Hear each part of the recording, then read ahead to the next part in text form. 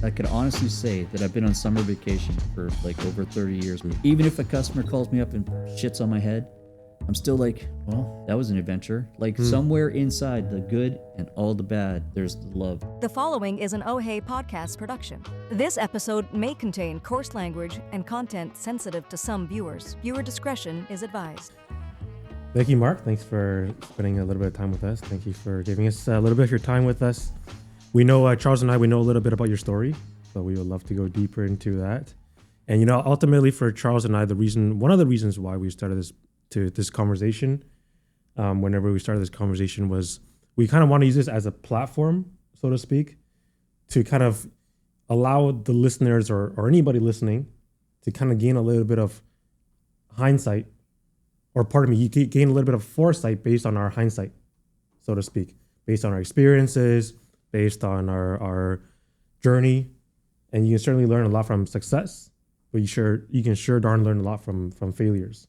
Oh yeah, failing forward all day. That's right. Yeah, that's right. And so, but that being said, I think that those failures that you can learn from, they don't necessarily have to be your own failures. If you can learn from the failure of other people, then you kind of gain an edge, so to speak. And so that's kind of one of the reasons why we started this conversation. So like I said, if anything else, I think one of the most important things is building relationships. So happy to form a new relationship with you, Mark. But like I said, we know a little bit about your story. Why don't you take us back a little bit to where the story of Mark began, to wherever you want to start? Well, the story of Mark began basically the same way the story of the three of us started, right? I was somewhere. I had to go do something. It's dark. You two guys are standing out in front of a London Drugs in the rain. Excuse me, sir. Can I ask you a question? And I think my answer was like, you want to ask me a question? I can't even find the entrance to this store. Are you sure you got the right guy? Yeah. Right? And I say, I don't know. So in Canada, there used to be this old TV show called The King of Kensington. And it was everywhere he walked down the street, hi. You know, so I'm a friendly guy. I say hi to a lot of people, and then I can enter into a lot of conversations. And it's just the way it's been. It's goofy.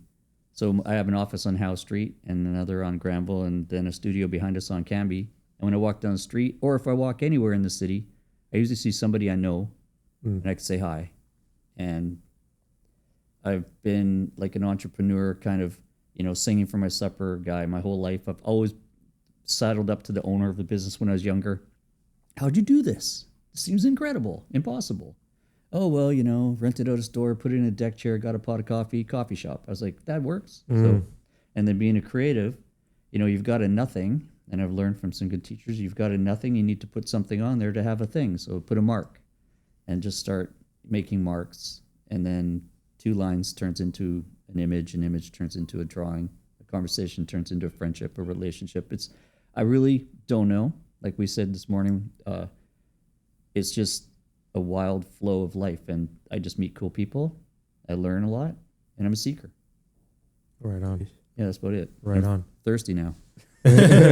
So if you take us back to the beginning of the Mark journey, where would we start from? Oh, I don't know. Would it be your teens? Would it be? I've always been a handful. You know. I was, okay, yeah, you know, born left-handed, climbed a tree, told my sister, watch this. I'm hanging upside down from a branch in the backyard. I let go because I figured I could stick a handstand. Broke left arm. Wrote right-handed. Like, that's just the way it's been going. So if you think failing forward, it's been my whole life. Like everything. Like just through experimentation, things happened that just took me, like I'd never been to a hospital before. Now I'm in a hospital. Never had a broken arm before. Now I see a doctor. I don't know. It's just like I don't think my life is any different than anybody else's. I just think that maybe my experiences have been cooler than anybody else's. I mean, it's a great life. Do you have any siblings, older siblings? Yeah, I've got a younger sister. You have an older sister? Younger. Oh, younger sister. Yeah. And so you are the oldest? Yeah. Would you say your parents influenced you in any way, as far as you being that like adventurous, basically? I don't know. My dad was a cop. My mom worked in a lab. You know, as a kid, of course, you just have a key around your neck, and you go in the basement door and turn on TV. You're home. So a little bit of independence, a little bit of lot of structure. Cop dad. You know, yeah. I mean, parents are parents. They're good. They're there for you. Grandparents. My grandfather was an entrepreneur. Oh, okay. And my grandmother was cool.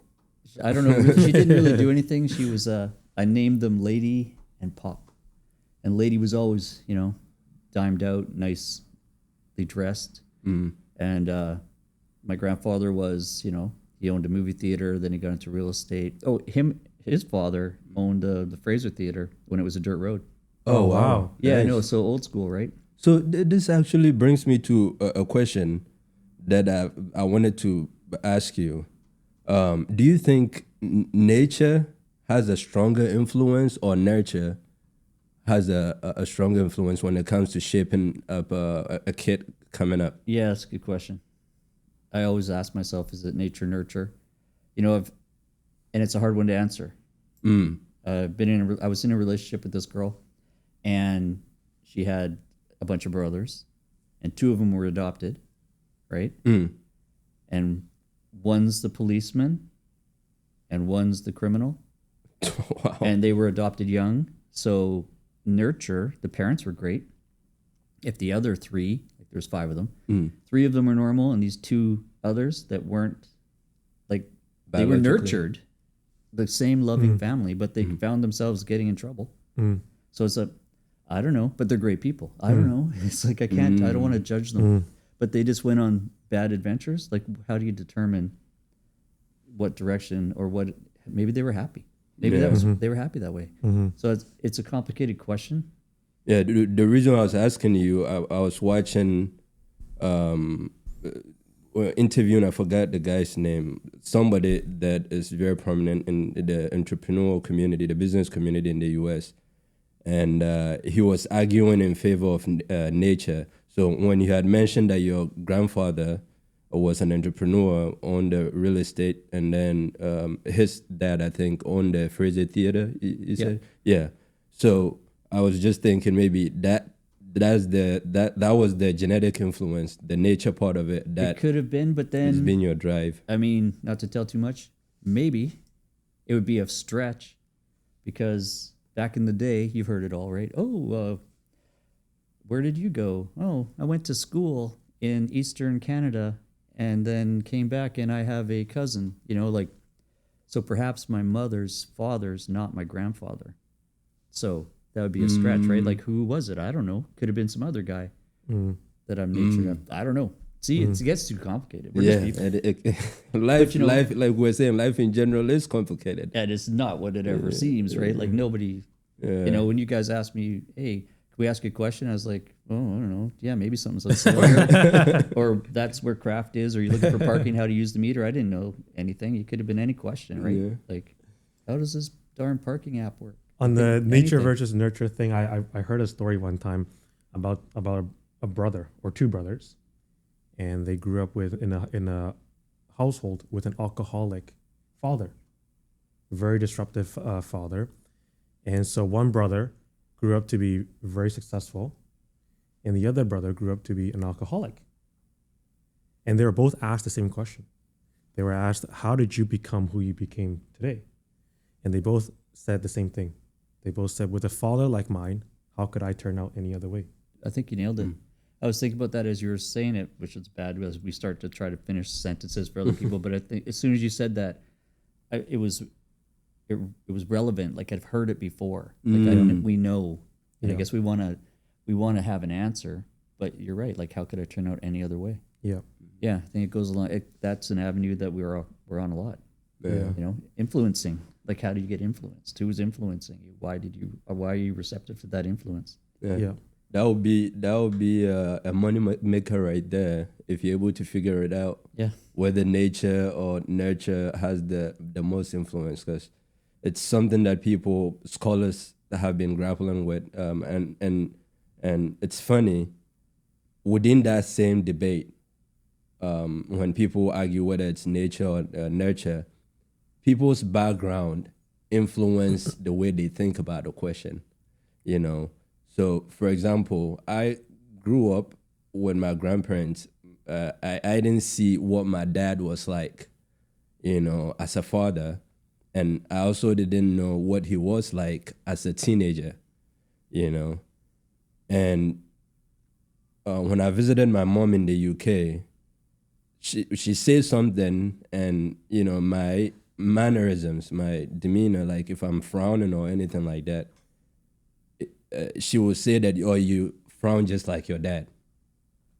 Never grew up with a guy, And so I think just like life, it's not always black and white. You cannot say nature has like all the influence. I think it's a if you look deep enough, it's a mixture of both, or a percentage of both of them. Well, yeah, before we got started, remember we were talking about people embracing others' opinions. Like you could totally reinvent yourself today based on like a Rich Roll podcast. Yeah. Or you can go whatever direction you want to go. And then that's all there is. That's the only thing. Like, you can't hide who you were, but you can sure become who you're going to be. That's right. It's just weird, right? Like, I don't know. That's right. Well, Which is good. I tell people that sometimes I coach people in business, small business owners. And I say that the best thing that we have is you can make a choice tonight. Overnight, you can make a choice. You might not necessarily get the results overnight, but you can sure darn make a choice today, right here, right now, and start putting the pieces of the puzzle and start moving yourself in the right direction so that 6 months from now, 12 months from now, you actually get to where you want to be. I could go walk over there, grab my backpack, and yesterday I wrote that in my journal as I heard it for the millionth time. Like, and it's just, I just like to write them down again. It's like, it's true. There it is again. Yeah. You're right. Yeah. You can be in a bad mood and you can make yourself in a good mood that fast. That's right. You get yourself into a situation, you need to stop, take a look around, make the call, get yourself out of the situation or embrace it, or just go down the river and like hate yourself for it. But you're right. In business, especially, we get ourselves into situations even quicker now. Like with the way the economy is, it's tougher and tougher and tougher. And you're balancing everything, and you'll do this after you do that, and you'll do this first because prioritizing is very difficult these days. Yeah. And then why is that? Well, cash flow. I mean, I have 4,000 customers. They all pay differently, and they all have struggles. And then I got to remember, hey, they're just like you. They're doing the exact same thing we are. It's not just because it's a big mining company in Vancouver that everything's running smooth, because they're run by employees. It's a hierarchy. On the top, the business plan's always great, right? Like as a business coach or even a consultant, you're like, that's it. It's bomb-proof. Bomb went off. Like it just, just the best laid plans. Shit, didn't see that coming. Just small things. Yeah, it just spirals you out of control, but you're trying to maintain control. But you do say it. I'm gonna do well. It's like I said to you downstairs, right? Happy New Year, Happy New Year, Happy New Year. We give all these things like this year I'm gonna drop the 20 pounds. I'm gonna pay off my taxes, and I'm gonna be debt free. Yeah, sure. If you said it by like April 8th, maybe you'd have to stand a better chance. But we have to make those decisions. And, when you put off making decisions, it's a thing. Like you told me, hey, Mark, can I see you at 10 o'clock? I'm like, yeah. Oh, Mark, 2 o'clock. I'm like, yeah. Mark, 10 o'clock. Yeah. Sorry, that was, we're trying to coordinate. Well, and down, when we met up, it's like pivot. Is it really pivot? Is it that big of a deal? 10 to whatever. Right. Pivot, adaptation. Well, just do it too. And there's a lot of emphasis put on like being resilient. Well, aren't you? Like, are you not resilient already? Like, you know how hard it is out there? Like chemicals, traffic, stress, car crashes. I mean, like poisoning people. yourself, not eating, not having food, not having water. It's hard already. If you don't think you're resilient already, that's crazy. They're all resilient. And when we first met, we were talking about people that live outside. Right? It's hard. When I walked by here, there was 3 people up front of the school, crouched down. They had a backpack torn apart, a pair of boots. This one girl was actually sitting on the wet ground going through a pill bottle. The other guy was hunched over in his raincoat, couldn't see him. The other guy had a puffy jacket on and a backpack. He books by me, and I was like, oh, that guy was just smoking rock outside. or whatever he was smoking. And he's boogie by me like he's on his way to work. It's like, like you don't know what you don't know. You see three people huddled there. You don't know. This guy's got a job. This girl obviously needs help, and the other person couldn't tell. So what? Don't even. Right. Like, we don't know. That's hard. Yeah. I mean, that's really hard. Yeah. Yeah. So actually, speaking of that, from young Mark to Mark today, was it always a nice ascent? Oh no. Or did you start at a rock bottom? Well, I've hit rock bottom tons of times. I was thinking about it also because of our previous conversation. Like now I'm 3 years sober, which is good for me because I'm staring up at that bottle of rum, right? And I'm like, oh yeah. Well, first of all, the label's crooked. It bugs me because I'm OCD. Second thing is I recognize it, and I was, lately I've been struggling again with, oh well, it's been 3 years. Sure love. I watch a cop show. They drink scotch. I'm like, I should be able to do that, but that's acting, right? In reality. So, right off the hop, young Mark in high school. Oh, your dad's a cop. Well, you're not cool. We don't trust you. Smoke weed. Okay, so it's like, well, then to be accepted, I will do this. I never liked weed, luckily. In fact, I don't even like the smell of it for some reason. I was more like chemicals and mushrooms and psychedelics and cocaine and things like that. But then, then you go. We talked about family. A group of family that live together might be more fun because I was by myself. Need to identify and make friends. Well, let's go to a club and get high, and then that works for a while until you start getting lit for work, and then it spirals out of control, and then you got to catch yourself, so you got to make the decision we talked about. And it's not, sometimes like when you hit rock bottom, that's decision making for you. It's not like anything big special. I think that millions of people have done what I've done. And then you dust yourself up. But, went for 14 years sober, started a family, got divorced, went out, got drunk, started smoking cigarettes, did the drugs, blah, blah, blah, blah, blah, back up and forth. It's a cycle for me. And it's like, I don't like the cycle, but I don't like not being there. So it's like, what's the problem? Drugs are great. Being not on drugs is great. I don't know. I know, like realistically, healthy, want to live long, it's way better, but it's boring as shit. Like, give me a break. So you make a good point. As you were talking, when I was getting ready to come over here, I was thinking about some of the things that I wanted to discuss during podcast. And I was trying to figure out or think of what are some of the reasons why homelessness and drug abuse is very prevalent in North American society. I've lived in Brooklyn, I've lived in Houston, and now in Vancouver, and I never understood why a very wealthy countries like the U.S. and Canada has this problem. And when you were talking about your life briefly, you had said that you were alone. You were alone. You didn't have that family unit as some of the immigrant had, where families are together all the time and all those things. It's the thing, right? Every neighborhood in Vancouver or anywhere you go, and it's like, oh, that's where the people from that country hang out. So they kind of collect. But downtown, it's where aimless people go, right? You go to where it's busy. Yeah. But I mean, it goes to, it speaks to that. But I was thinking about even this morning, people outside. So we all started outside. It's no big shocker.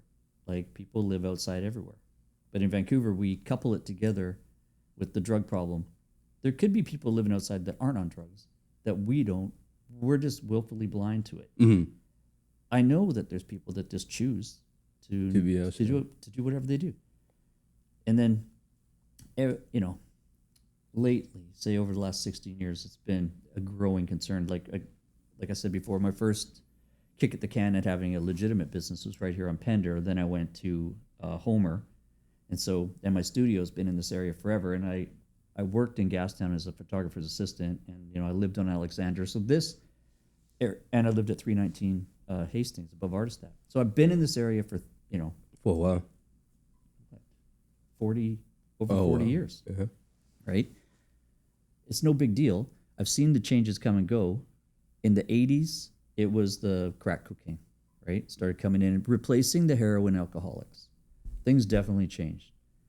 And then, whatever the meth and all that, it definitely changed again. But it changed before too, right? Like when this was just nothing, somebody came in, this disenfranchised collectively get together, and problems occur. And then from the outside looking in, it's that cultural intolerance, right? I don't know what you're doing in front of the school on the ground. I can only put it into my words in my head. I don't know you. I don't know you. I don't know what you're doing. I can't relate to you. There's no communication, and we're observing and deciding for them with our values. And we all, right? Like we all relate on a level and not on a level. So it kind of bugs me when the city's like, we're going to do this and we're going to do that because we have the answer. Seriously? Why didn't you do it 40 years ago if you're so smart? Because we don't have the answers. We have the answers to our specified questions that we tell ourselves are A-okay, like the business plan. I have the greatest business plan in the world for homelessness. Oh, doesn't work. It's just a problem. I just see it as part of society that we're focusing a lot of energy onto. Obviously, prevent deaths. Everybody says that, but like, when? Which one? It's it's not specific. Yeah. And I mean, there's like money to be made in drug trafficking, right? It's huge amounts of money. There's all sorts. That saying, like you can divide any number to infinity, and then even more. It's like, okay, here's your problem. It's got an infinite variances inside of it. Pick one. Good luck, because it's a thing. It's reality. It's been growing. It's a big deal. It's not going to. Can you imagine if suddenly, just one day, they're like, oh, guess what? Drug problem went away in Vancouver, and so did homelessness. What happened? I don't know. What? Like we don't see the future, so why pretend to say you have the key to make it happen? Yeah, it's so complicated that it just is too big and too complicated to actually have a singular answer that, I'm going to make this happen because of this reason. It just is impossible. So are you saying there's no solution, or you're saying there's no one solution? Currently, at this exact moment, because that's all we have, nothing's going to really change. But I think I might have mentioned to you that night, I think about it, right? And it goes to our previous conversation before we started. Families. Bigger. When you're alone, you do the thing, right? And if you're alone, you don't know what you're doing. So you're figuring it out as you go. And I don't have the answer. And it's just a philosophical question I've been asking myself. I'm like, the 10th of February, 2025, something's going to happen. But say in 1998, when whoever's going to have this happen to them today, things started differently. Maybe there was a better, like as parents don't know shit. You're suddenly a parent. Like, whoa, yeah, I knew that could happen, and we sort of talked about it, but actually this, 8-pound human being is all whatever, no instruction manual, and we don't focus on it enough. Like, it's a big deal. We have the party, we give it a name, we love it, but we don't know what the hell we're going to do tomorrow, 10 minutes from now. We just don't know. And it's been, obviously it's been going on forever, right? And so, it's a responsibility that I think we don't know, because it's a mystery in life. And everybody out there had a mom and dad. You had to. There's no way you just like landed on earth. Yeah. Everybody had. Unless you were Jesus. Well, they had parents. Yeah. Maybe not a mom and dad. But it goes far back. Like that's what blows my mind is it's not so cut and dry and right and wrong. It's a wild, and it's huge, right? Like I said, 22,221 days of me today. What about everybody else? Everybody else got the same. So it's too much. A lot of breathing. So I guess that's why it's important, whether it's through family or a community, that we're supposed to talk to each other. So, like you were saying, like a lot of, and we should talk about this more. A lot of parents don't know what they are doing. So if you've had, say, a parent that had a boy before, have been able to raise a boy before, they'll be able to tell you, as a new dad who has a boy, they'll be able to tell you that, oh, it's good to do this. It's good to. They can make recommendations that can mitigate the pitfalls that you fall in as a parent. And so I think it's not the sole solution, but it's one of the things that as a society we should focus on. The community aspect of a society should be encouraged more. So if you have an experience and you talk about it, or if you have a son, right? Mm-hmm. You have a son, yeah. So say, for example, you growing up as a teenager, different times, right? But you can tell your son, you can show your son how to shave properly, like hygiene-wise and all those things, so he doesn't repeat the same mistakes that maybe you didn't know you went through without nobody telling you. To your point, I'm no perfect parent, and my relationships with my children's mothers, they're not sweet, right? I wasn't even shown how to be like a husband or a man. So, like, I mentioned my grandfather, and then you mentioned yours, right? Mm-hmm. And a lot of times I tell people, oh, I was raised by my grandparents more than my parents. I was like, is that true? Or did they just influence me more or make me think bigger? Because my dad was a shift working cop. So I'd come home, blackout curtains, he's asleep because he works nights, midnights, whatever. And my mom, she was working the opposite shifts. So, we had a nice house with a lawn where I had to rake the leaves, just normal, whatever. But no, like my dad's a busy guy, always tired. And then whatever, cop life is a crazy one, especially in the 70s. And then my mom, the other, working in a hospital, raised by TV, the idyllic raised by TVs. When I left home, I knew everything. I knew shit like everybody, right? And then I started making these wild mistakes. Like, how could you? Where in the playbook does it say you know nothing? You suddenly know everything. Now you're a father. Give me a break. Like, I was living in a warehouse underneath the Cambridge Street Bridge. Katrina comes home, says, "Surprise, I'm pregnant." What's in my life didn't change. Like, wow, we had a party, Jackson's a 34-year-old cool dude. But his mom and I, idiots. Like, no, everybody would give you advice, but we were unable to listen because life's moving fast at that stage of the game, right? Yeah. Do your best or tell yourself that. There's a million things. Like, who knows? Because my life is still happening. It's not like you just become a graph on a spreadsheet. There's variables all day that you do, It's a crazy topic. So, and I'm sure not alone. Like, there's absolutely no way that I stick out like a sore thumb as the one that did something crazier, not as crazy, right or wrong. Like, no way. I went to one parenting course, right? Up in Dunbar. Got invited to it, go there. Group of people sitting around in the living room talking about parenting and how things are right. And the only thing I remember is that kids are excellent hostage negotiators. Like, that's all I remember. And it's true, because they are. Their kids are humans. They're not you. They make you do what you want to do. They're basically the cats making you build that cat food factory you talked about. You do things that they ask you to do because you have to. So I do not know, but I keep thinking about that negative space that nobody talks about, that could be something to talk about when you're looking at people alone on drugs on the street or not.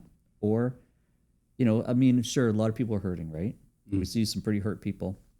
And lately, on the rise, like, we talk about like time. But with the fentanyl and the ODs, when they go down, they have to be brought back. They're getting brain damage, like lack of oxygen. Yeah. Like, you know, if you and I were boxers and we had a big event coming up and you got knocked out during a sparring thing, they're like, nope, cannot fight. You had a concussion because brain damage. Yeah. So like we have processes and protocols like, oh no, please, it's too dangerous. But you know, I was just this morning, I was on the YouTube and a guy was talking. He's a super young guy. He's had 22 ODs. Sheesh. So that means he's down 22 times that he's been rescued. How many times do we think that maybe his friends brought him back or like, but that's taking a little slice Of his brain function. Yeah, and that's a pretty big deal. I mean, whatever you see physically here is just carrying my brain around. And that's the valuable cargo. That's being damaged. And that's where we're seeing differences. I mean, if you must have noticed it walking around out here. Like you see some pretty like, whoa, like your life doesn't seem like it's going to be very long and healthy. And I don't know about coming back from there because it's too new.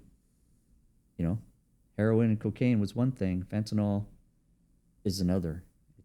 It's a big deal. I mean, I was wearing headphones when you saw me today. I didn't have anything really on. They're just noise canceling headphones because when I leave, it's too many sirens during the week. In fact, I rented my office on Granville Street because my House Street office was too damn loud with fire trucks and ambulances all day because that's where they are. They're whipping down Cordova or whipping down Hastings. And it just got too much for me to stand there all day listening to sirens. So I bought headphones and then I moved offices because that's just the outside. That's just like the result of what's going on. And you see the kids whipping by in their fire trucks and their ambulance and their police cars all day. And I'm the one complaining about my ears. Holy cow. Like, you know, it's a big topic. It is. I don't know what you think about it. Where do you work? Where's you know what's funny? I actually live in Yotown, and I live just 2 blocks away from a fire station. Oh yeah. And so I hear it all the time as well. Yeah, it's full on. Yeah. You know, and you said you've been in New York and Brooklyn and stuff. Oh. But we're pretty lenient on the West Coast here. We always have been for drug abuse, right? Like the safe injection sites and stuff like that. It's like so people won't die. But then, you know, they opened the door a little bit. They decriminalized it. You know, defund the police was another. It's just a slippery slope. It's like, well, what does defund the police mean? Just a slogan to a lot of people. It means that the police were mandated to not go to certain crimes full on. Like they had to prioritize their operations. So they'd be like, oh, well, we're not going to go there. But still, people, like we created the safety, like the police, the fire, the ambulance. We created them as a society to serve us in need. So suddenly, if your mom's like, help, the cat's in the tree. Oh, I'm sorry, that's not serious enough. We don't have the funding to do it. What the hell? Didn't we start that way? So the pendulum swings too far. And that's an extreme, like, surreal kind of example. It's not going to happen. But if it did happen, like, we just let things slide until they pile up too much and then we freak out and deal with it. We are reactionary. Yeah. And so it's just a thing. I don't know. We are reactionary.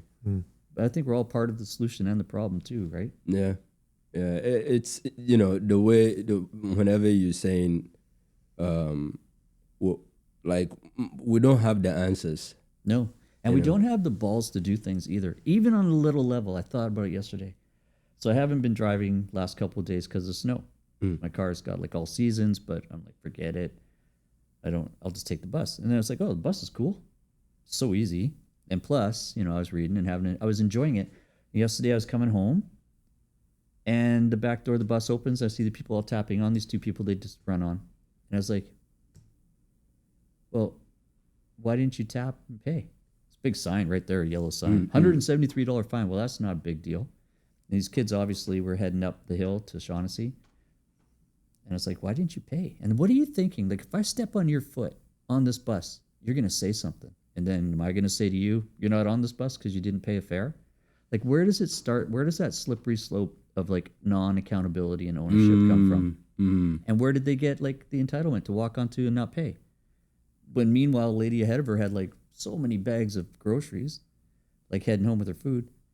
that she paid, but they didn't. And I was like, well, there you go. This is a big bus, lots of people, but 2 people sucked up all my energy in my head. I was like, well, who first? And we've done it all ourselves, right? Like smoking weed, buying cocaine, speeding. Oh, I'm only parking here for a minute. Like we cut ourselves slack, and then we wanted others to be accountable. You know, I don't know. I just feel like I want to narrow my focus. You know that lead by example? Yeah. So I see them, and I'm talking to you today.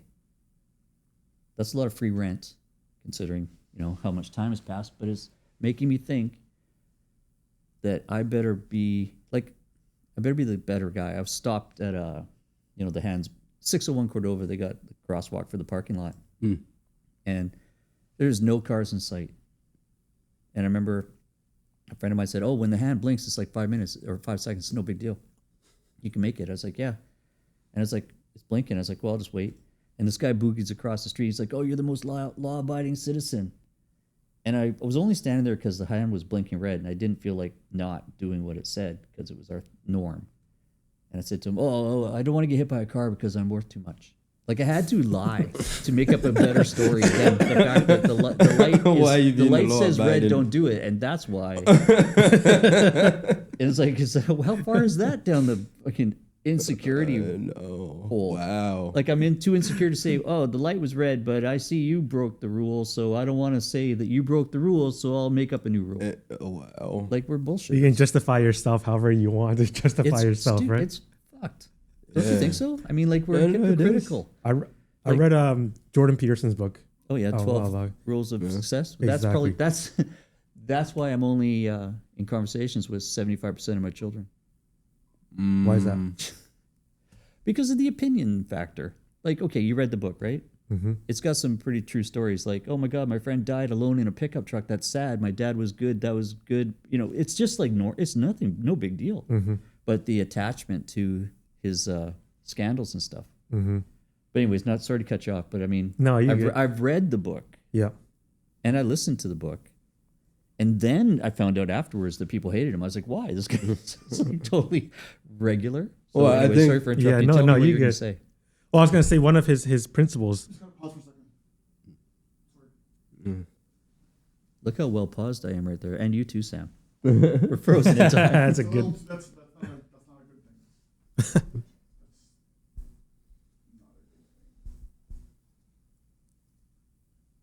I think Jordan Peterson, when he started, a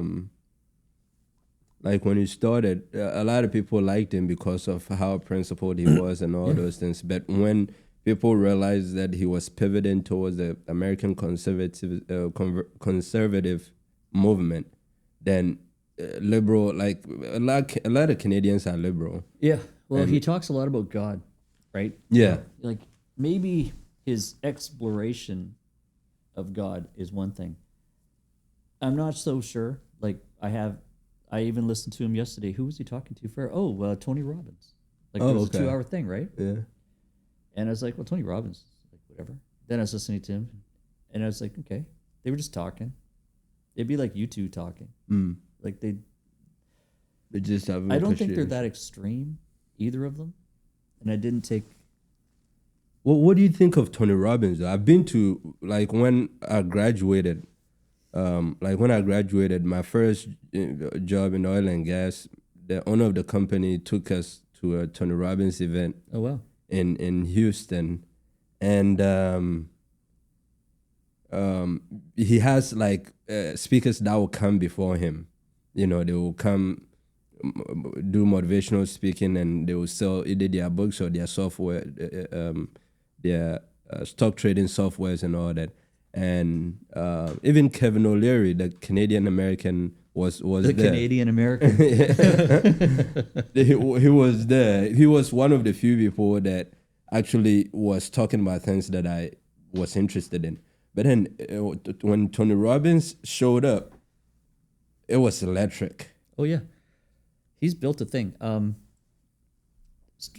Strangely, I thought he had more books, and so on my Audible and on my Kobo, I've read them all. I was surprised, right? I got him a long time ago. He had his latest event or something just came out. It was on Zoom, right? I think it's Destiny or something like that. And I even was like, I'll sign up for it. Why not? It's brand new year, right? So but it got too busy in my office, and I thought at first I was going to do it at home, just take some time. It was a free event. Yeah, he does it once a year or something. Yeah. It's a Zoom event. Yeah. And just, he has definitely helped lots of people. But I like Landmark. Have you ever heard of Landmark? Like Chip Wilson was a big Landmark guy. So anyways, I had a friend. She's like, oh, you got to do Landmark. It's a good business thing. I was like, okay. But it was all trauma bonding. What is Landmark? It's just it was called EST in the 80s. And it was like, it's just a collective of people. They get together and you need to go out and apologize. It's like a 12-step for like, it's not, I shouldn't say 12-step, but it's just another thing. And like, Lululemon was built on the back of it. Oh, really? Yeah. I didn't know that. Well, you'll know that if you ever bump into him on the gross grind, like you're going to be there all the time. he does that a lot. Yeah. Oh, yeah. Apparently. So anyways, I lost track of talking now. I'm thinking about the gross grind. So, sorry, you were talking about the landmark. Yeah. Yeah, well, the trauma bonding. Yeah, the trauma. So you get a room full of 4,500 people, and they've all got there's a commonality somewhere. And so that Tony Robbins, man, when he goes on stage, it's prepped. They've done the prepping. They've done surveys on you. Like at first, I'm sure he was just like, "Hey, let's do the right thing, and we'll try hard and work it." No doubt about it. He's made a huge difference in a lot of people's lives. And he's got the ear of a lot of people, and I know he's smart. And he's shared a lot of the knowledge that he's gathered, right? And he's talked to, like, you look at the A-list of people he's dealt with. Oh, for sure. Those are people that are privy to experiences that we could only imagine. Yeah. Right? Or resources that we can only imagine. Yes. Yeah, He's worked hard. He's built it out. He invests in 114 companies where he's directly like on the board. Yeah. And he's got the Tony Robbins thing going on. Yeah. So my opinion of Tony Robbins is he's done a great job. There's something there culturally, like it's like the things that when I went to his event that he was doing, they are all things that you look at like a spiritual con artist that will be doing. Like it will say, oh, beat your chest for 15 minutes and all those things. And like first time I went over there, I'm like, man, this has nothing to do with business. But to your point, when prominent people like Kevin O'Leary, very well respected in the the business industry, he's on Shark Tank and all that. For him to be able to pull him, and other people to his event, I was like, if these people believe in him, then he must be doing something right. Well, he is doing something right, but it's what I call like the graybeard, or go to like, Marcus Aurelius, right? Old school, good stuff. Graybeard. Like all that. And you look at any book that's relevant, like, anybody's religious context. It could be any religion. There's a book that has like the stories of the thing and the things that we do right and the things we do wrong.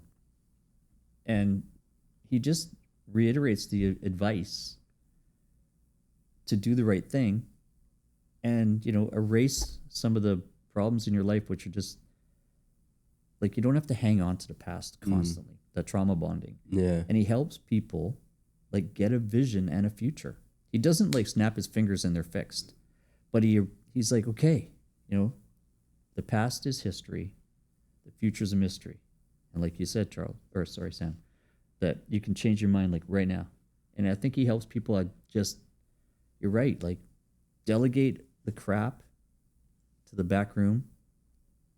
You let it in. You can't get it out, but you can deal with it, and they deal. I think he's a master at it. And that's where a lot of people, like in your business consulting, they're stuck, right? They're worried about, the same thing's going to happen if I do the new thing. And I think he helps people do the new thing without worry. And I think we all benefit from things like that because we all seek improvement, self-improvement industry, self-improvement life, man. It's big. Yeah. I mean, like you've had multiple business opportunities. Now you've got a podcast. You made a friend a few years ago. Look where you are today. It's like improvement, DIY, constant improvement, creative process. That's what makes us tick. Like we've got a excellent opportunity 24/7 all the time just to take advantage of it. It's hard sometimes. And I think that's where he does it. He helps people take advantage of the opportunity that they brought to themselves instead of ignoring it.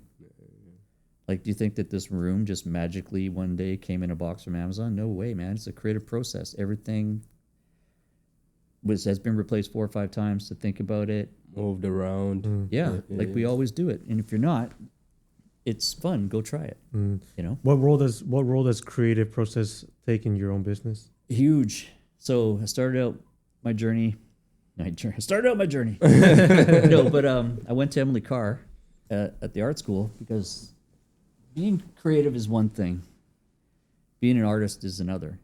And I needed to pull the artist out, so I thought, because I was young, just like everything. I have no instruction manual. I don't know. If I go to Emily Carr, am I finally an artist? Like, who knows? I graduated. I self-graduated. Hey, you got that paper. Yeah, no, I didn't. I self-graduated the day before grad. And I had my painting studio on Pender here in the 300 block. And I was married to Tanya, and she was a jazz pianist. And we started having the family, and her dad was very generous and helped us out financing a house in Kitsilano.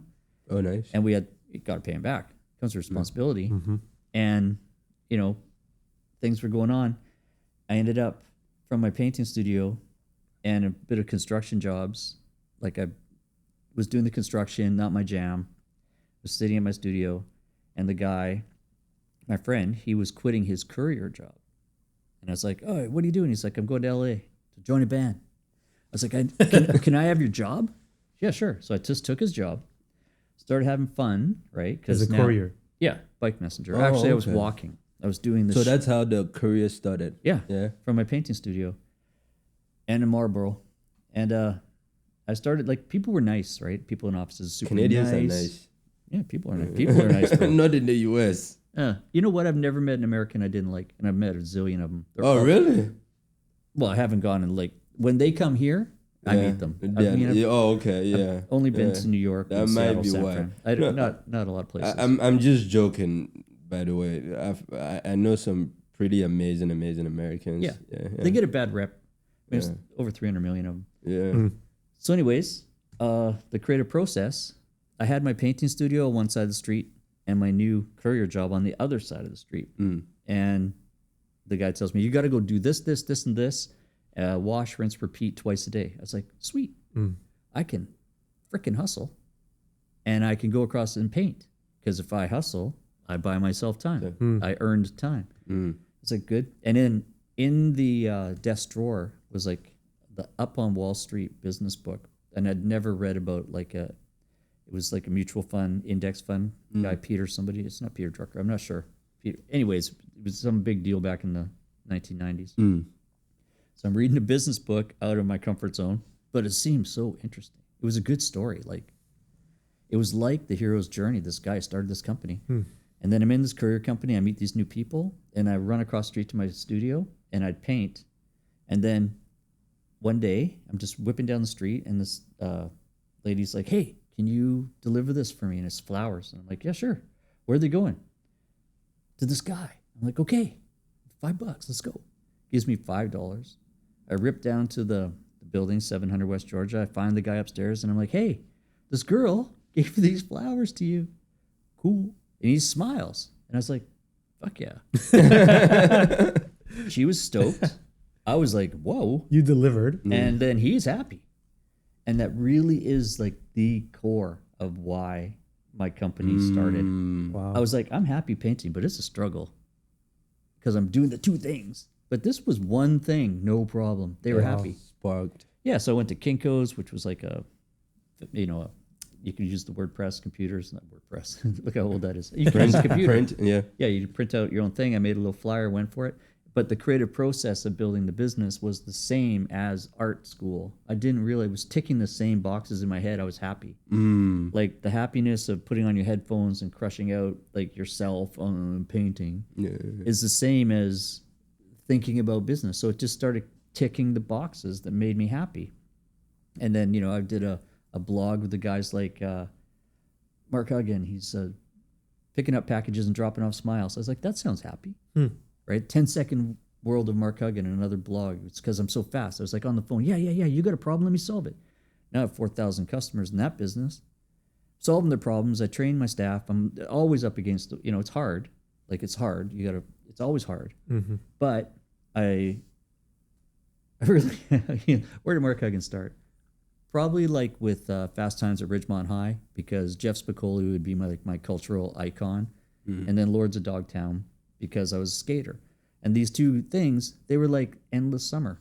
And I feel now, I could honestly say that I've been on summer vacation for like over 30 years with this company. Wow. Even though nice. Even That's though a good it's feeling. brutal, I never, ever wake up on the couch like, oh, I'm just going to call it sick because fuck, I can't pound another nail listening to classic rock. I hate those guys. Never. Even if a customer calls me up and shits on my head, I'm still like, well, that was an adventure. Like somewhere inside the good and all the bad, there's the love. And I love what I do. And I don't know what I do exactly, but I solve problems. I have employees. I listen. I talk. I grow. I evolve. The creative process is always there, man. And that is the answer to your question, because it's been pretty awesome. So how did you scale from delivering $5 flowers to the business that you have today? The next delivery I did, I charged him $5 million. Scaled like that overnight. Just like that, right? No, it was a long roll. I remember this guy, JP, he's like, when you get 30 customers, you've made it. I was like, okay, 30. So people would give me random goals that had no validity, and I'd attain them, go after it. It's like, I only have 27. I haven't made it. That's super close to 30, dude. But I'm so pragmatic and black and white. I didn't get 30. Then I'm at 31. Nothing changed. Nothing's changed. Nothing. I can go from nothing changed. The money didn't change. The amount of people that came, the technology changed, the adventures changed, the opportunities changed, but they didn't change my box. I still get up and go to work and do my thing and go home and sleep. I'm not the fantasy of success isn't anything. People are like, how come you don't travel? I'm like, well, I can travel if I want, but I live here and my life is so much fun that I don't need to go and escape. But my friend. This is your vacation. Yeah, well, I've been on summer vacation. Yeah. But my friend, he's getting a divorce. He wants to go to Mexico. I'm like, I'll go with you. I can do it. Yeah. But I'm just not going to be like, I'm bored. I need to go on vacation. Wow. So I'm very fortunate. That's awesome. It is awesome. I've got That's a great awesome. life. I heard a guy say, and I don't know who it was, but he said, don't plan a vacation, plan a good life. And I accidentally did it through adversity. I didn't mean to start the company. I was over here, where Java Cat Cafe is right around the corner. Yeah. Yeah, that used to be my office. And I'd meet my friend Brian on his motorcycle there and pass some trips that would go out to a shipping place in Coquitlam as a courier, bike messenger, because I just accidentally accepted it. Oh, sure, we can do this. How am I going to do this? I don't know. And he said, hey, do you have a business license? I was like, no. And he's like, well, you better go get one so that you're legit. The hell is that? Yeah, well, it was a few weeks into Phantom Couriers or Mark the Courier. And I went and got a business license, and I was like, that's skin in the game. And then ever since then, I've just been piling on skin. Get the insurance.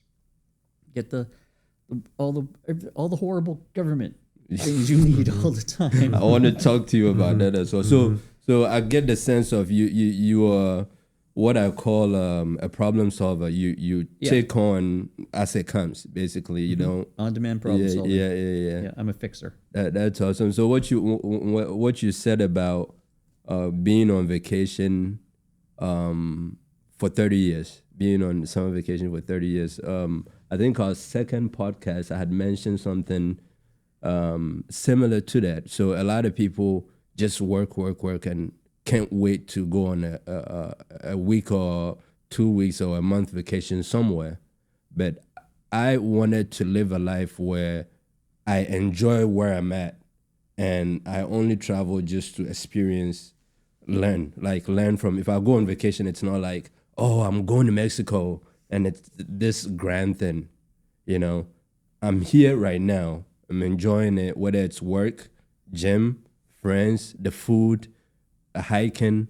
You know, this is the life. Yeah. And then when Mexico or Europe or Africa or South America shows up, I'll gladly go and enjoy it, but it wouldn't be like, oh, this is like a staple, basically, or this is a grand vacation for me. So it's very interesting that you say that. Well, you've seen the psychology behind year ends, like annualized goals, vacations, how you can really get a lot done in that last 4 days before you go to Disneyland. Well, if you're on vacation all the time, you're maximizing and always doing it. Like you're always in that last 4 days. Exactly. And I Taking don't care of run business. annualized. I set goals, obviously, now that I own businesses. And like the amount of responsibility that I'm burdened under is huge. And I said it to the other day, I've got 2 good managers at my Granville office that one of them is like my right-hand man. He's been there for 5 years. The other guy has been there for almost a year. And we're kind of like, we're on unsteady ground of his position because it's changed a few times. Like we didn't really say this is what you're going to do. It was more like creative process. And it comes with good and bad. It's not all been, luckily he's solid as hell.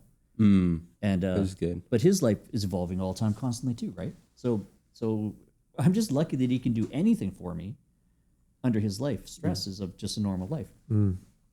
But as we're building that out, right? Oh man, I got off track again because that's just the way I operate. Oh, annualized goals. So I really I set myself 13-week goals, and I've been doing it since 2016. I bought a journal that was recommended to me called Best Self. And sometimes, you know, it's hard to visualize and get in like, how do you get a bigger goal than the gigantic goal you got ahead of you right now, which is just survive in BC's economy. Well, you know, and then I was breaking it down.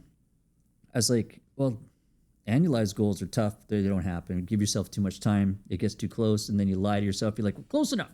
Yeah, you make You know, adjustment. not successful. The quarter goals are pretty good, but they're hard. Quarter? But it's hard to come up with 3 good things to do in a quarter all the time when you're constantly improving with the creative process. Then I was like, well, let's just make it harder.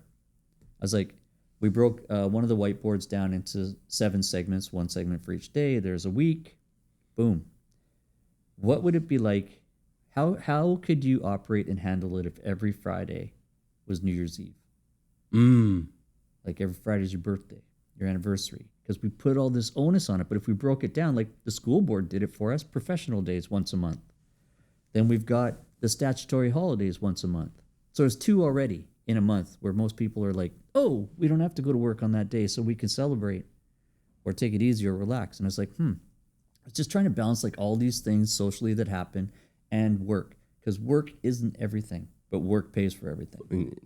So I don't want to be a slave, but it's super interesting. And I don't want my employees to ever feel like, oh, Sunday afternoon, work starts, and they don't, because for some reason it could be the artist or the tripper, who knows. But it's the leaders in my company, the one guy, he gets there super early, ahead of schedule, like the culture. So he can just chill out, drink his coffee, look on his phone, set up his screens, do his job. The other guy, he arrives later, he stays late. Ticking the boxes, cleaning the thing, reading the texts, buttoning it up. And then he's leading his right hand, and the early guy, Jeff, he's actually, now that I brought him into the other office, he's taking care of Mark, the other Mark. They're gelling. So the creative process and the culture is leading to, for those 4, their lives are way better, not because of me, but because of the culture they're building for the company I own, that I founded. Like I wouldn't say I own it. Under your direction. Yeah. Yeah. Well, I'm the leader, but I do my thing and I do it hard, but they're there for me. They're great conversationalists. It's like we have a podcast every day. It's really mind expanding. Like they can talk about anything, and they have technology at their fingertips to research it. They can back it up. They have great lives, and then they can get the work done. And then they take that out to our customers. So if they call up with, say, a big issue, say the customer's at fault, the customer doesn't feel like they're being attacked. And if a customer calls us, guess what? Karma, baby. Doesn't feel that way when they call us either. Because we have like little subtle things that started out as a nothing. Like we used to pick up the phone like, Phantom, like, we're under stress, we'll get this done. Because it was like called sense of urgency. Like it's always on fire. We don't have time. It used to be really busy on the phones, right? And the technology changed it more online. And I was the first one to have a website. I've built out the technology side of Phantom. We have an AI root optimized software we spent 1.5 years building with a company in California where I collaborated 40 companies to get together to pitch in on it. So it's really cool. Oh, okay. But when you pick up the phone at Phantom, thank you. How do I help you? Calm. It's different. Yeah. Because when you call a lot of other places, they don't practice their phone anymore. No. And it's still part of communicating. Because, you know, I could send you a text tonight and you'd be like, what the hell does that mean? What does he mean by that? What does he mean by this? Like, you don't know. Like, it's a text. Body language is out the window. So, there's no contest. The thank you and how can I help you really fucking works. And I just remember the nature nurture family? Well, the daughter with 4 brothers, she's the one that said that. Cherie, she's like, you know, you should really try to answer the phone with like, and then so did my other girlfriend, Carolyn. They both said it. Like, you should tell you guys to say thank you when they have to pick up the phone. Thank you for calling. It's Charles. Like, you know, it's so much better. Yeah. You know, in sales, It makes their life better. One of the most underused tool in sales is a cell phone. I think we don't use it enough, and we're not good at it enough because we're so good at looking at text and reading text. Oh, you mean picking up a phone and phoning somebody? Exactly. Yeah, exactly. You're right. Picking up a phone and having a conversation, and I think even what you're saying about things like having your manners goes a long way in sales. Oh, I said that to my mom yesterday. You know, I was moving her from one unit to another in that care home. And there was a lot of, like, she has Alzheimer's, so there was a lot of practicing. She's like, where do I live? I said, why don't you show me? So there was a lot, and I locked off an elevator there. So there was a lot of up and down the elevator, up and down the halls. And whenever the elevators would open, there's always somebody else there. You know, these are senior citizens. They're all most of them got walkers. The other half don't know where they are.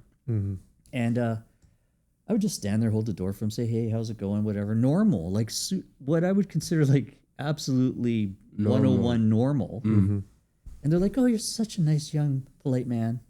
And it was like, after about the 50th time hearing it, I was like, thanks. You know, like maybe parenting, somewhere down the line, grandpa, anybody who's influenced me, any figure, they made it so that day would go smooth. Because it sure went good. And communicating and having manners sure paid off. But I mean, it's technology and the phone is going out the window with manners. At my office at 470 Granville, nobody will even open a door. They all hit the handicap door opener. Like, what green city are we living in where we're letting all the hot air rush out? It's not like the cold air is running in and just mixing up and having a party. It's like forcing the hot air outside. Blast of cold air comes in, hot air goes out, expenses go up, electricity is opening these dumb doors. So somebody can walk in 2 4.5 foot wide doors by themselves in a parka on their phone and forget to push the elevator button. Like that. It seems like manners would just teach you to like take a look around, see that Sam's there, open the door, say, hey man, how's it going? You know, and then close a little it bit right more back, efficient. yeah. 2 people for price of 1. Exactly. Plus, and you then never you know. close it right after. Yeah. As opposed to you hit a button. Oh yeah, it has to go through the mechanics. Right, because of the wheelchair law, they got to stay open for 45 minutes. I know. So with technology, to your point, to your point, technology has changed a lot. Has changed a lot of lifestyle. norms. Yeah, exactly. Yeah, no, it's weird. I've never noticed it until this building. Like because my other building, the door you opened and closed it like a regular door, and even the front doors are just not automated because the wheelchair access is around the side. Okay. But I never noticed like the people that hit that button. I feel like somebody should hit it and do like one of those pranks where they hit it, strobe lights go off and a police lights and confetti falls down. You're the, And a lot of people use it and they are not even handicapped. Well, of course, none of them are. Yeah. Like, they just aren't. It's just how we do it now with our phones, head in the phone. Yeah. I was looking on the bus. Actually, I was impressed yesterday. 2 people were reading books. I was impressed. What a sight, eh? Well, being a book guy, I mean, I bought a book. I bought a book Wednesday, and I bought a book yesterday. I bought 2 books yesterday.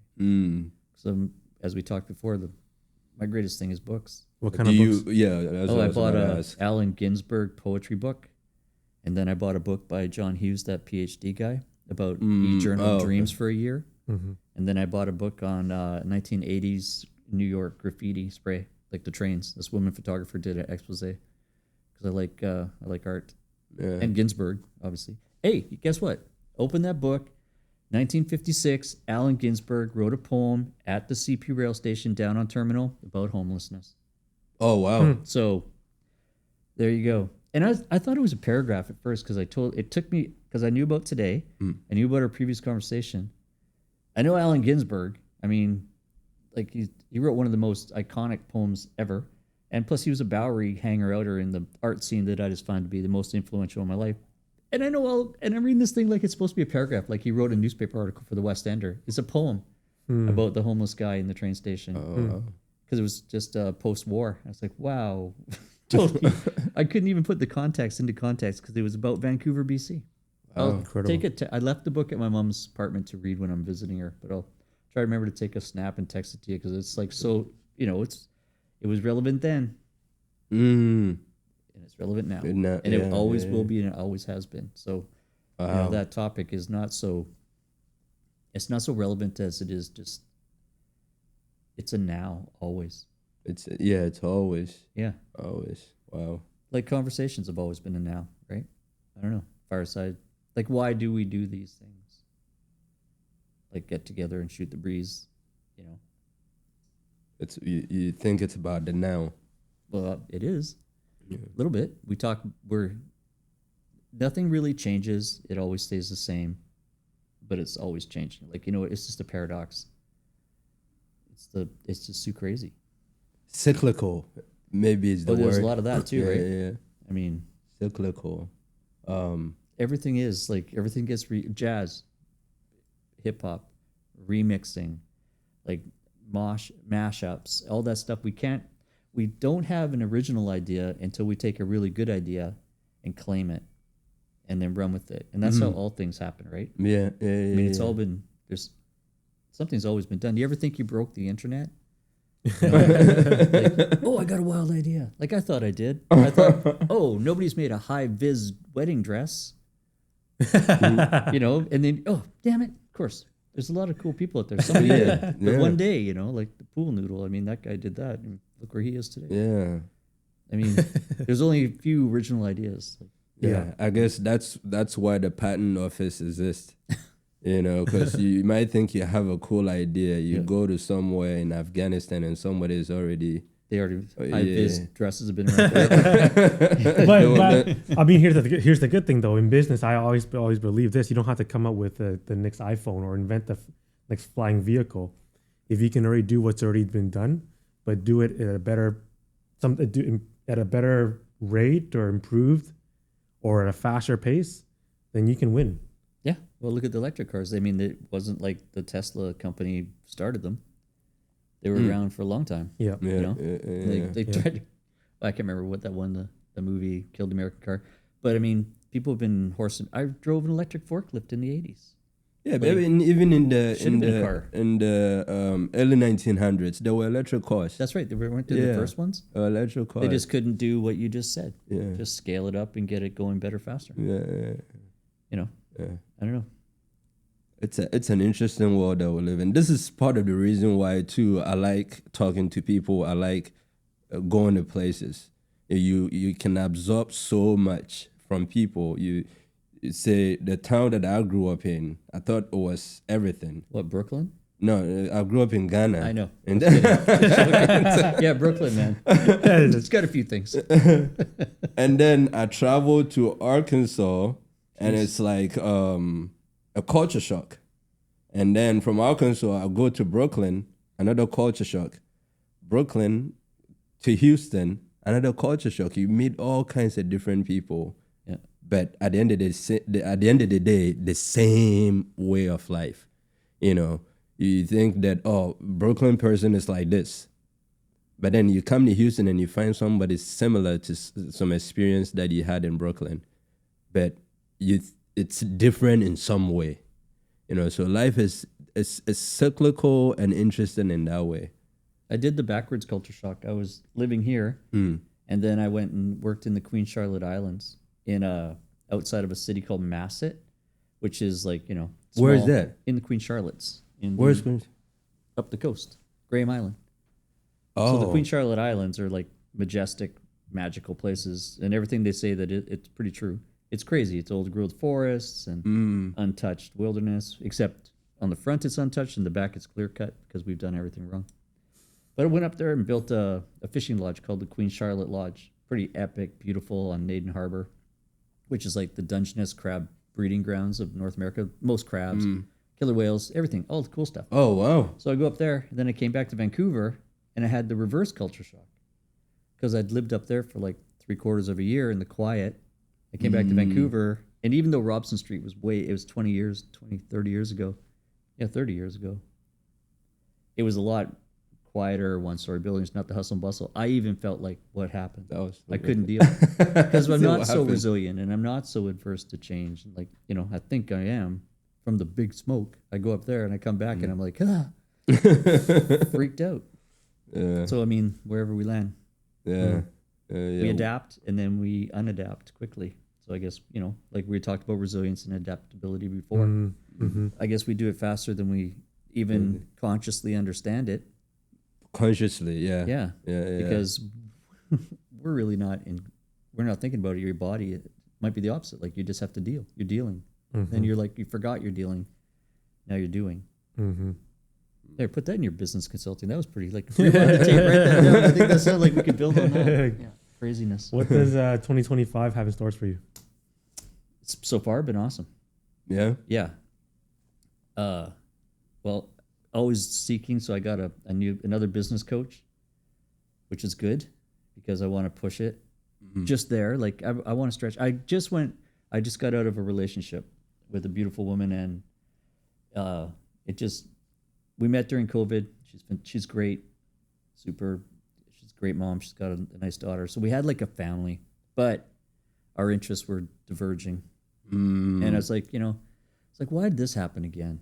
Like, what? There's nothing wrong with her. She's funny, pretty. She comes with a beautiful daughter. But our lives just started separating where we were trying to put them back together was causing conflict, right? So I know there's no amicable breakups, but, you know, we supported each other in the breakup. So how's that sound? Oh, like, okay. That's you know, we good. support each other. Yeah. She's now living in Yaletown or Cole Harbor. You know, taking her. We went out for dinner the other day. I'm taking her daughter to buy a thing out. But I was like, Jesus, man. Like, that's another great relationship that didn't work. If you think you're so great, why? Right? Why? Yeah. Have you found out the reason why? Well, I told you about that disc assessment. I'm like, at the top of the D, there's a sliver of white. So I'm a super duper high D, like a DCD. Like, because I'm just dominant. Because I forced myself to be such an independent. And I've always said, you know, I would get the nomad tattoo. Or I would get a tattoo that said, I did it all for you. Or independent across my back. I've got search and destroy. Discipline equals freedom. I'm covered in fucking black fucking tattoos because I've been alone. I am alone. I've done it. I've built it. I've created it. Right? Myself, the alone guy at the top. It's self-created. Fucking problematic. Like, but freedom at the same time. You know, I've got it all except for this. Yeah. And looking at this assessment thing, I've done them before, and whatever, maybe it's hocus pocus, maybe it's pseudoscience, maybe it's totally 100% accurate. But it came at a time when I was taking a deep look back. Like, what have you done? And I've done some great things, and I've got some great friends, and I've got a family, and all that stuff. But I was like, why did I fuck up these people's lives? Like, I really, you know, made the promise.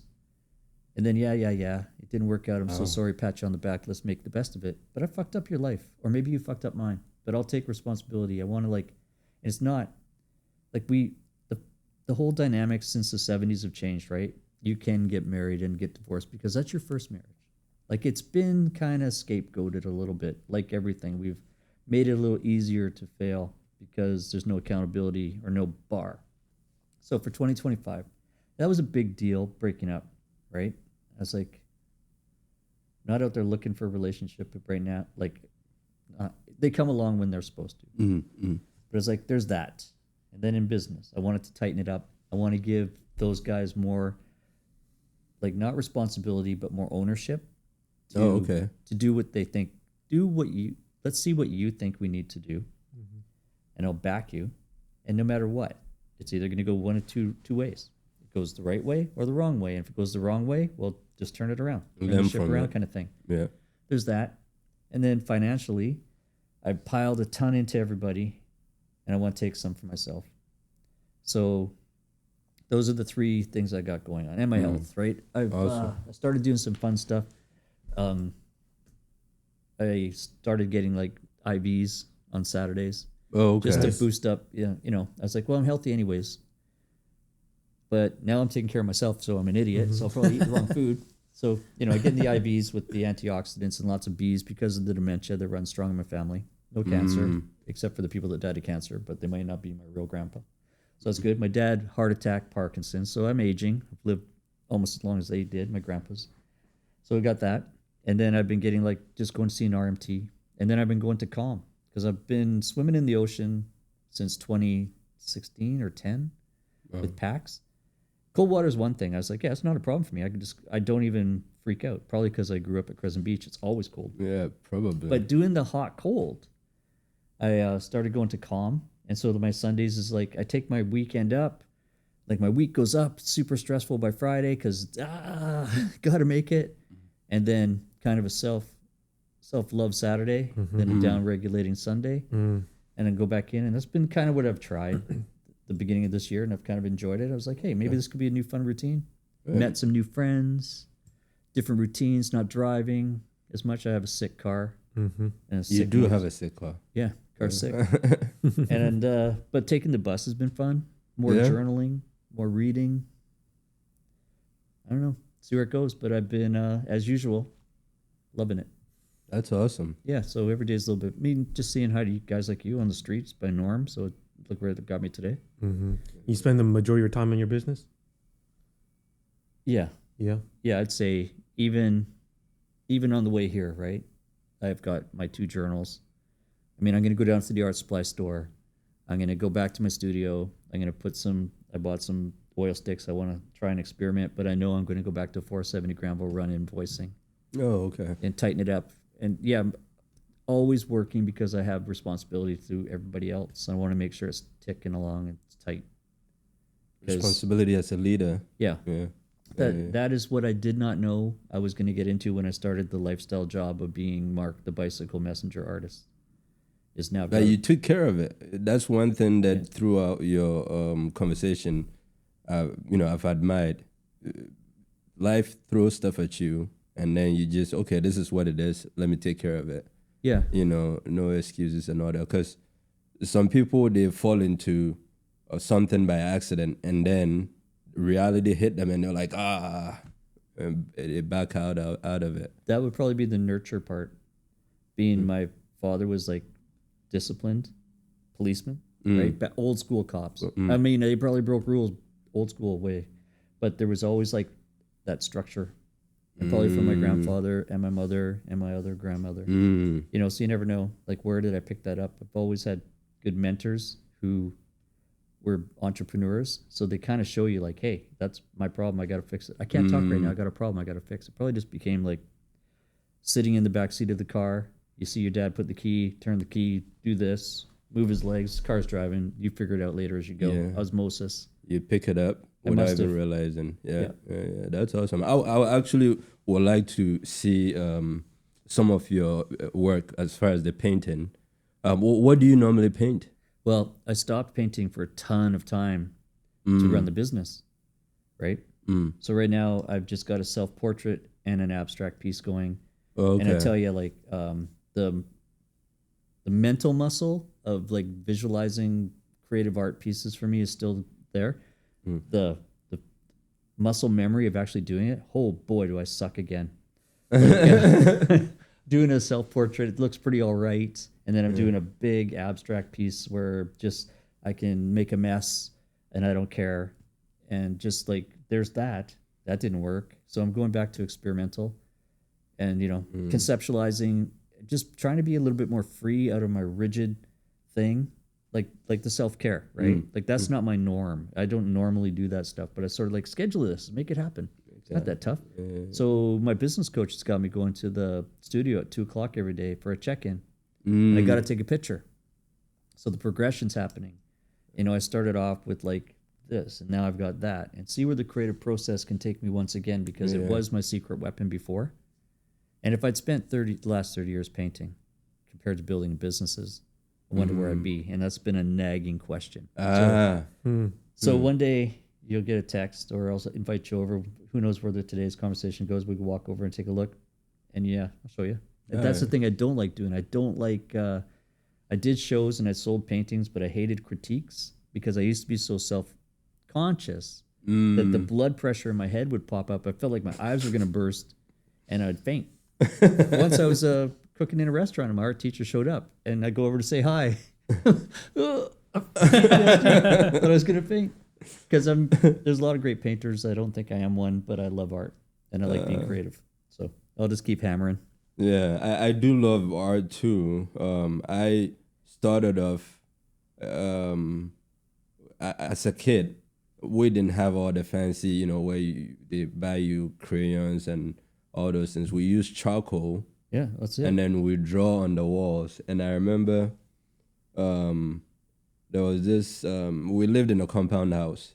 And there was this strict uncle. Like, everybody is afraid of him. He was a carpenter. Everybody is, like, scared of him. And I drew a picture of him carrying long-ass wood on his head and wrote his name on top of it. That's a no-no. This is somebody that everybody is afraid of. And it became a big deal that you drew this guy. So eventually word got to him and he came and looked. Eventually, was that like 2-3 minutes after you finished? Say if I did it in the morning, in the afternoon, he came and looked at it. And he found it very funny because everybody was scared that he was going to beat my ass or something like that. He found it very funny. And then I remember him saying that next time you draw it, it should get closer to looking like me, like him, And that always stuck with me. I got that same advice. The guy said, don't draw what you think, draw what you see. Yeah. Because it goes to rationalizing. Yeah, exactly. Yeah, good. And then your mentor gave you that advice I put back in the text.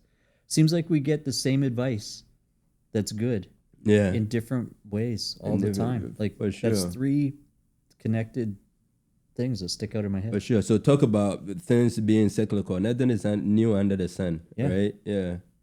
Pretty crazy. Yeah. But I didn't practice it. I didn't, because we grew up poor, art wasn't going to feed the family. And so you're going to have to go into either engineering or the medical field or being a teacher or something, or a pilot.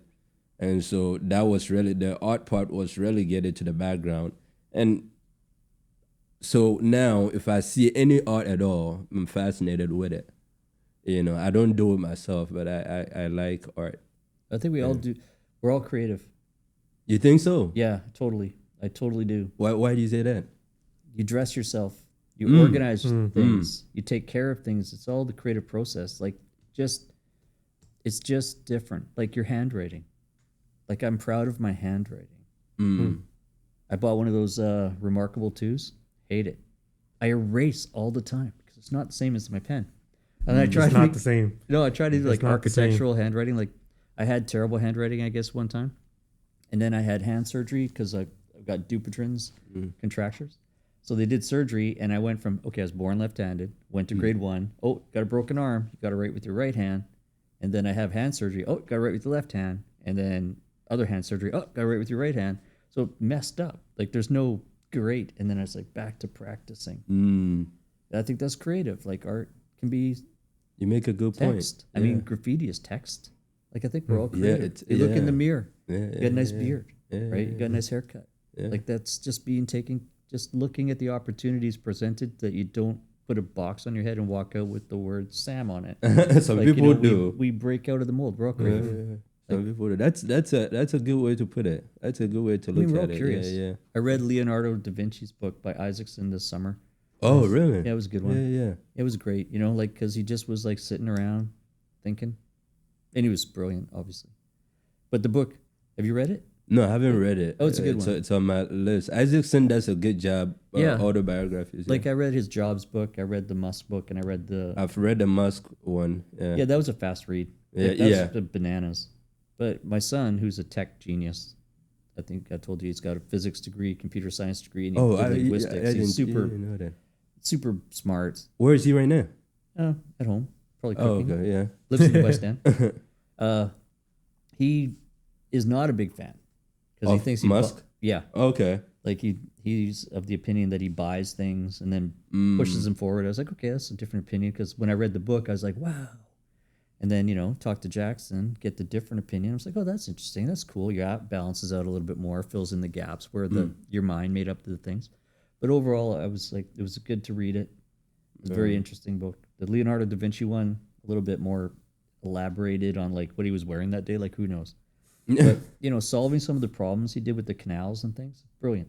And like, I'll read it. You should, yeah. I'm fascinated by Da Vinci. Yeah. And Isaacson, like I said, Isaacson does a good job, like autobiographies. I've only read the 3 Jobs. And Musk and Da Vinci. Yeah. I've done Musk, and I know he. I know he speaks very highly of Steve Jobs.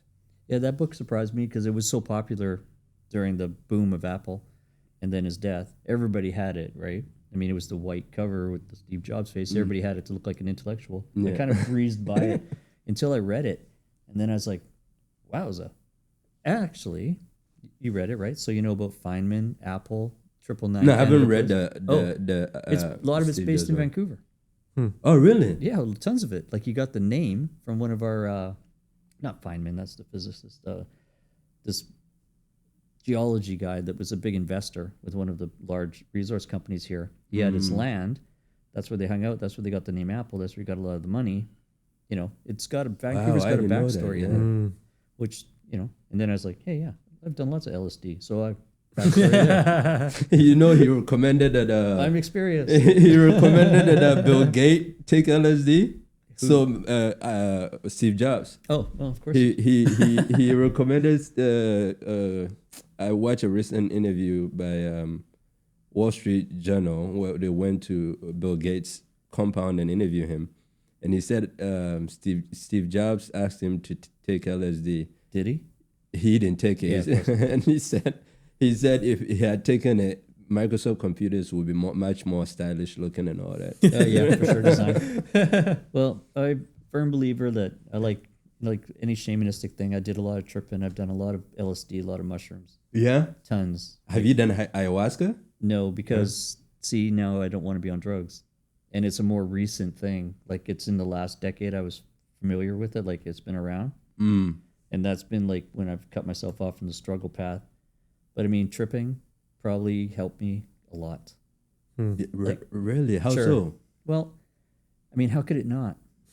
Well, I haven't experienced it, but from what people tell me, it's fascinating to me for you to be able to enter into a different mind frame where it's not the reality that everybody or you see. But it's not like things change out here outside.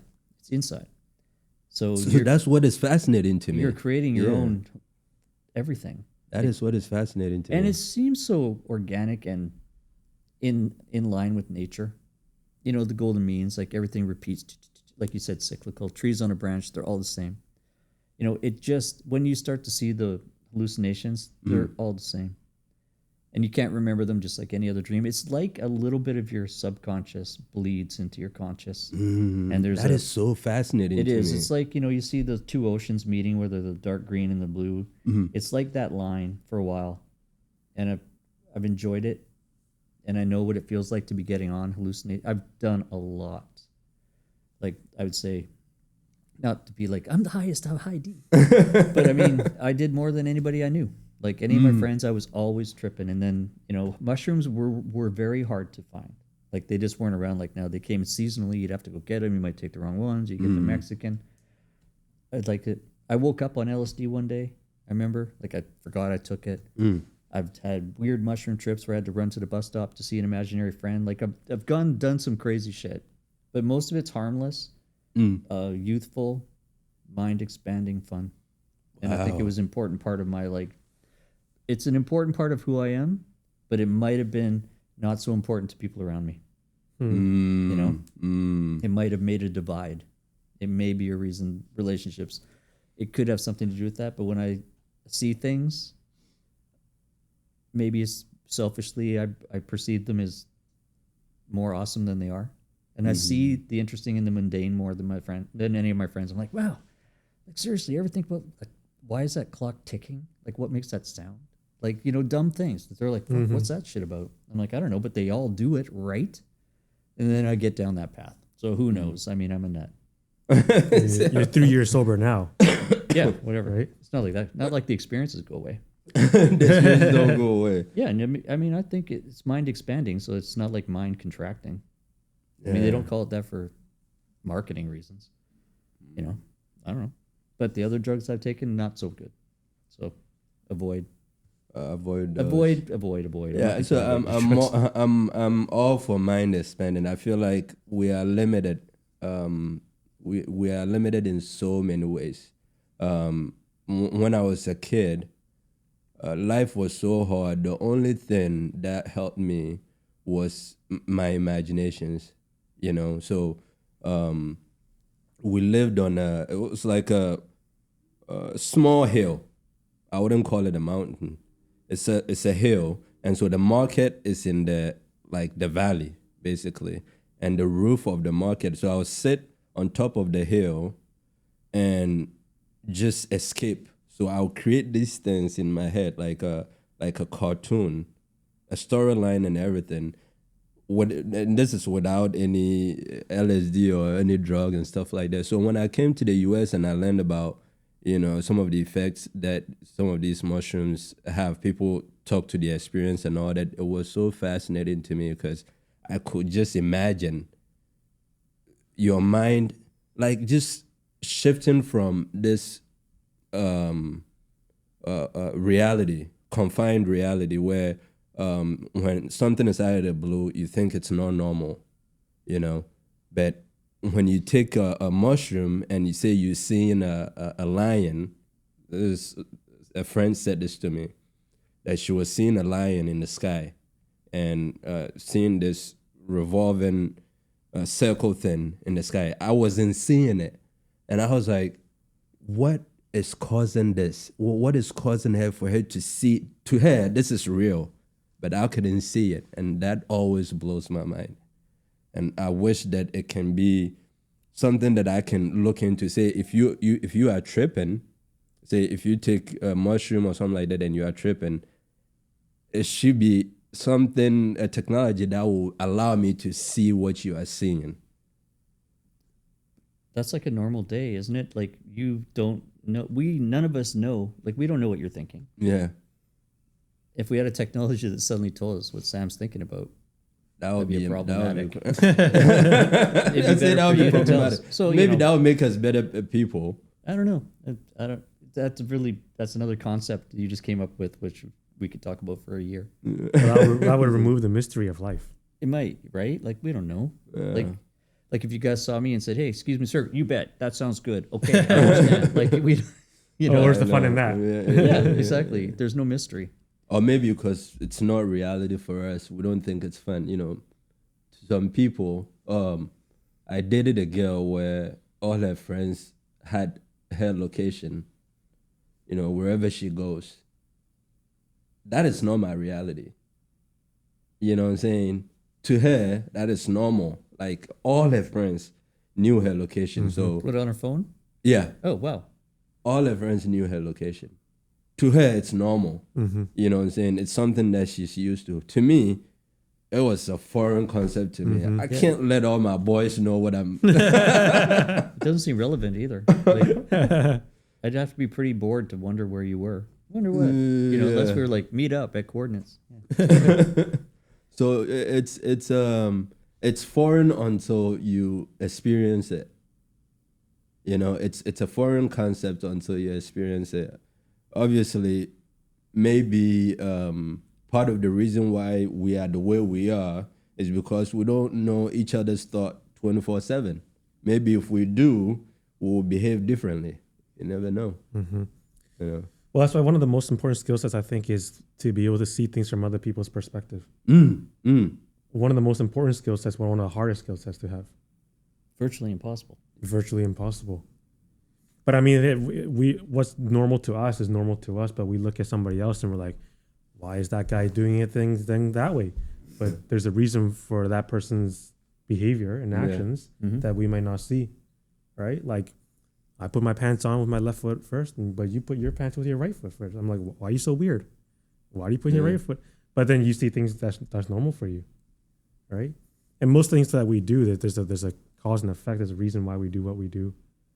But if we just judge other people based on our own values and the way that we see the earth, then we don't get the chance to afford ourselves to see the things that the other person sees. Very true. Yeah. And also what we think we see, like you've seen yourself on the video and you're like, or you hear your voice on tape. Yeah, freaking weird. You don't even see yourself in the way that you perceive yourself. Exactly. So, I'll be like, who the hell's that loser? That was me. Well, it's perceptions and perspectives. It's right? huge. It's a big conversation. Yeah. Which we don't know anything about, so we just live it. That's why we talk about it, right? Trying to figure it out, trying to figure just life in general. Part of the reason, part of this podcast is just talk about it, and then hopefully eventually we find some commonality, or we learn from your experience, his experience, my experience, Rob's experience. Well, bridging the gap. It's been a good conversation. Thanks for inviting me. Yeah, thanks for you. making it. Yeah, we appreciate you. If nothing else, we'll keep these conversations. Yeah, like to see what's going on. Yeah, we'll keep expanding, and I would like to know more about your trips for sure. Maybe we can talk about them. Yeah, what is the craziest? I don't know how we're doing on time. What is the craziest? Oh, I don't know. No? Yeah. They're all good. They're all good trips. It's what, you've seen it before. I'm sure you've seen it. They like write down. You can't. It's impossible. Yeah, right. I've looked. I'm like, oh. Like you can't concentrate. Right? Yeah. It's like a dream. You wake up and you can't recall your dreams. They're hard. So I tried writing down my dreams. That doesn't work. Like, because you have to go to the bathroom or something. You're like, oh, fuck, what? Car? That's all you know. It wasn't even a car. It's still there, though. That's the fascinating thing. I started to tape record them. Like, I have a little recording device. So when I wake up, I can just be like, okay, it was a red something, just start. Oh, okay. It's weird. You can't even start to describe a dream that was real, but you can make up a fake dream. Like, oh, yeah, I dreamt about me, you, and we were down at the hockey game with a Zeppelin. Like, that's bullshit. Like, a real dream is like, I was in an apple that was a book. Like, it just, they're so weird. Yeah. So, like, that's like a trip. That's what they are like. Well, it's totally abstract, right? Yeah, it's not, doesn't make sense, but it's happening. It's like craziest. Yeah. This is why it's so fascinating. The brain is so fascinating. Well, it is. It's in the subconscious. It's when you sleep, it's healing, it's building, it's filing things away. It's, it's a big...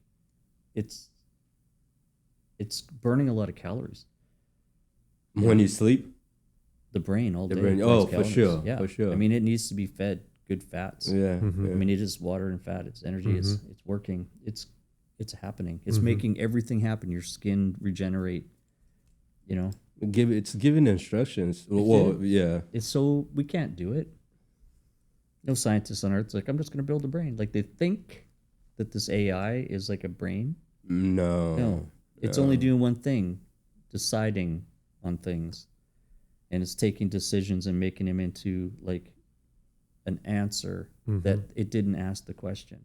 So we think it's so big of a deal. It's nothing compared to a real brain. It's not a brain. Oh no, for sure. It doesn't function like one. Nothing in it is a brain. No. It's not regulating temperature control. It's not. Oh, Fighting. it's trying to. So It doesn't have a nervous system. So yeah, so it's computer systems. What people don't realize, and up to from the inception or the conception of computer, back in the early days, up till now, everything is modeled after the brain. So the even AI, the way the whole AI system works is the brain's. The way the brain works, basically. So to your point, we don't even know like more than, I would say, being conservative here, we don't even know more than 10% of what the brain is capable of.